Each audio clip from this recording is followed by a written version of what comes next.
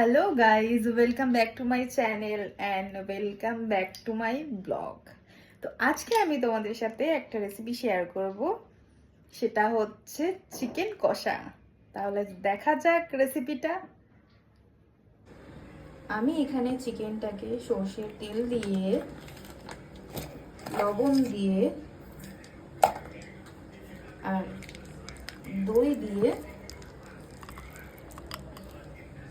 মাখিয়ে রাখবো।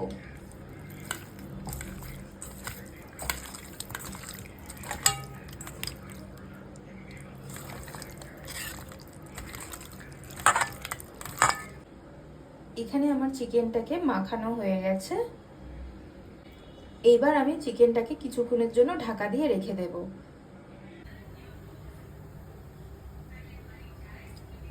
কড়াইতে পরিমাণ মতন তেল দিয়ে দিয়েছি আমি। কড়াইতে তেল দিয়ে তার মধ্যে হালকা লবণ দিয়ে আলুগুলোকে আমি ভেজে নেব।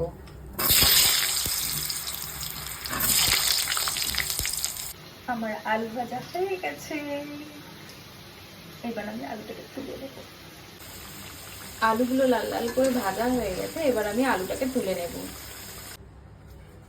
এবার আমি তেজপাতা আর সাদা জিরে ফোড়ন হিসেবে দিয়ে দেব।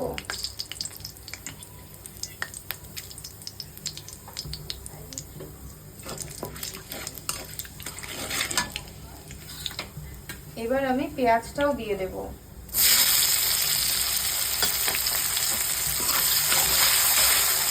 পেঁয়াজটা ভাজা হতে হতে আমি এবার মশলাগুলোকে পেস্ট করে নেব। পেঁয়াজটা ভাজা হতে হতে আমি এবার মশলাগুলোকে পেস্ট করে নেব। আমি এখানে টমেটো নিয়ে নিয়েছি, আদা নিয়ে নিয়েছি, কিছু কাঁচা লঙ্কা নিয়েছি, কিছু শুকনো লঙ্কা নিয়েছি, আর একটু বেশি করেই আমি রসুনটা নিয়েছি। রসুনটা একটু বেশি করেই দিয়েছি আমি। আর কিছু কাঁচা রসুন আমি পেঁয়াজ ভাজার মধ্যে দিয়ে দিলাম।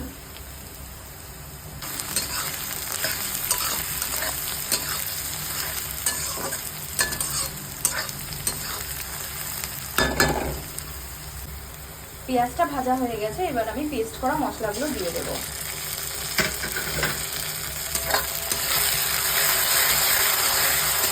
এবার ভালো করে কষিয়ে নিতে হবে। আদা রসুন লঙ্কাটা যেহেতু ভাজা ভাজা হয়ে গেছে, এবার আমি জিরের গুঁড়ো, ধনের গুঁড়ো আর হলুদের গুঁড়ো দিয়ে দেব। খুব ভালো করে কষিয়ে নেব। এবার আমি চিকেনটা দিয়ে দেব।